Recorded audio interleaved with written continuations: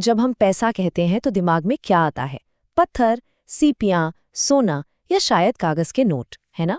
सदियों से तो यही जवाब था। लेकिन आज पैसे का पूरा कॉन्सेप्ट ही एक जबरदस्त बदलाव से गुजर रहा है। ये अब सिर्फ कोई चीज नहीं रही, बल्कि ये अब कोड बनता जा रहा है। तो सवाल ये उठता है कि अगर पैसा कोई चीज नहीं है तो फिर आखिर ये है क्या? जरा इस तरह से सोचिए। पैसा असल में एक टेक्नोलॉजी है। हाँ, एक सोशल टेक्नोलॉजी। एक ऐसा आविष्कार जो हमें उन लोगों पर भी भरोसा करने की ताकत देता है जिन्हें हम जानते तक नहीं। चलिए इस आइडिया को थोड़ा और खोलकर समझते हैं। देखिए, पैसे के ना 3 मेन काम होते हैं। पहला ये है मीडियम ऑफ एक्सचेंज, मतलब लेन देन का जरिया। सोचिए, पुराने जमाने में आपको जूते चाहिए और आपके पास बेचने के लिए सिर्फ मुर्गियां हैं।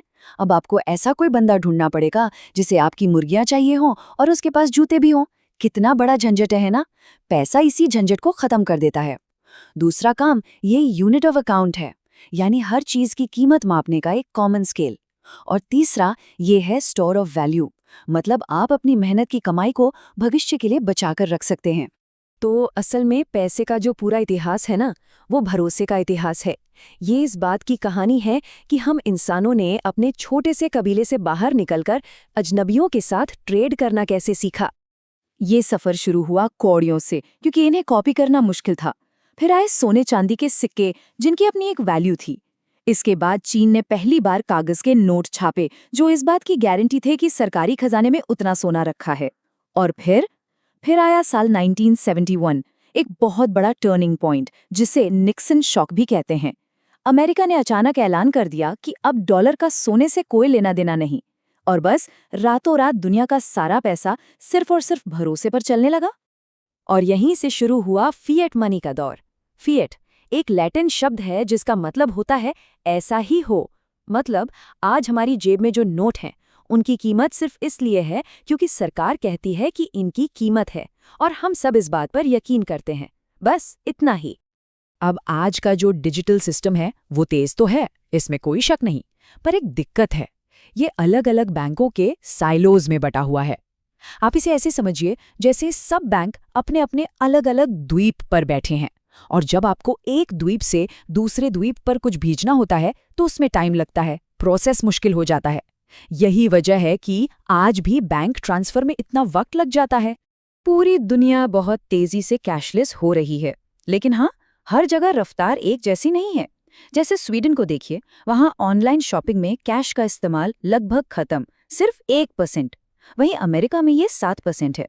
तो इससे पता चलता है कि बदलाव तो आ रहा है, पर हर कोई अपनी अपनी स्पीड से आगे बढ़ रहा है। और इस बदलाव का स्केल कितना बड़ा है, इसका अंदाजा लगाइए। अकेले भारत का डिजिटल पेमेंट मार्केट 2026 तक $10 ट्रिलियन का होने का अनुमान है। सोचिए, $10 ट्रिलियन। यूपीआई जैसे सिस्टम्स ने जो किया है वो सिर्फ एक बदलाव नहीं है, ये तो एक इकोनॉमिक सुनामी है। और अब हम पैसे के एवोल्यूशन के अगले पड़ाव पर हैं, प्रोग्रामेबल मनी। जरा कल्पना कीजिए कि आप अपने बच्चे को पॉकेट मनी देते हैं, लेकिन इस शर्त के साथ कि वो पैसा सिर्फ किताबों या हेल्दी खाने पर ही खर्च हो सकता है। यही है प्रोग्रामेबल मनी की ताकत, पैसे के अंदर ही नियम और शर्तें कोड कर देना। इस फील्ड में एक बहुत बड़ा आइडिया है यूनिफाइड लेजर। चलिए इसको बिल्कुल आसान भाषा में समझते हैं। स्टेप 1, हर चीज का एक डिजिटल वर्जन बनाना, जिसे टोकनाइजेशन कहते हैं, चाहे वो पैसा हो, स्टॉक हो या प्रॉपर्टी। स्टेप 2, इन सारे डिजिटल एसेट्स को एक ही प्लेटफॉर्म पर ले आना। और स्टेप 3, स्मार्ट कॉन्ट्रैक्ट्स का इस्तेमाल करना। ये स्मार्ट कॉन्ट्रैक्ट्स एक डिजिटल वेंडिंग मशीन की तरह है। आपने सही इनपुट डाला और ये बिना किसी बिचौलिए के अपने आप आपका काम कर देगा। और पता है इस सिस्टम की असली ताकत क्या है? कंपोजिबिलिटी, मतलब कई सारे फाइनेंशियल कामों को एक साथ जोड़ देना। जरा सोचिए, आप एक ही क्लिक में घर खरीदते हैं, उसी क्लिक में उसका इंश्योरेंस हो जाता है, और उसी क्लिक में लोन भी अप्रूव हो जाता है। आज ये सुनने में नामुमकिन लगता है ना? लेकिन यही तो भविष्य है। अब क्रिप्टो की बढ़ती पॉपुलैरिटी को देखते हुए सरकारें भी एक्शन में आ गई हैं। दुनिया भर के 91% सेंट्रल बैंक्स अपनी खुद की डिजिटल करेंसी यानी CBDC पर काम कर रहे हैं। भारत का जो ई-रुपी है वो इसी दिशा में एक बहुत बड़ा कदम है। जाहिर है, सरकारें भी इस नई दौड़ में पीछे नहीं रहना चाहती। तो सवाल ये है कि भविष्य दिखेगा कैसा? देखिए, मोटे तौर पर हमारे सामने दो रास्ते हैं।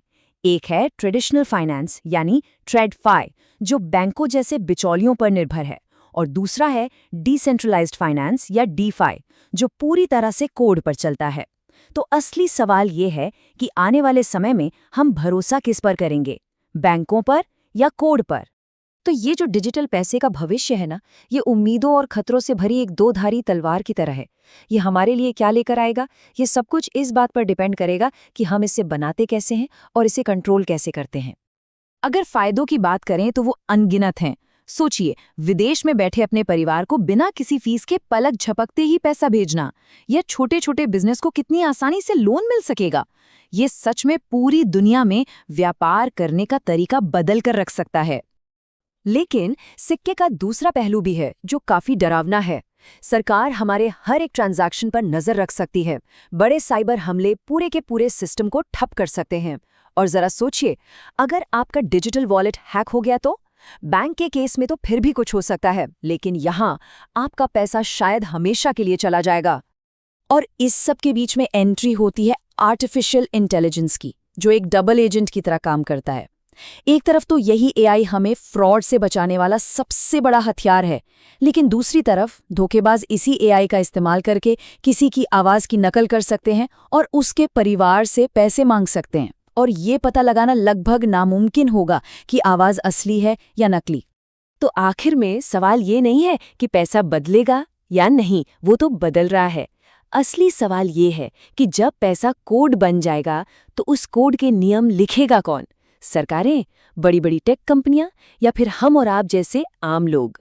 इस एक सवाल का जवाब ही हमारे आने वाले कल की पूरी तस्वीर तय करेगा।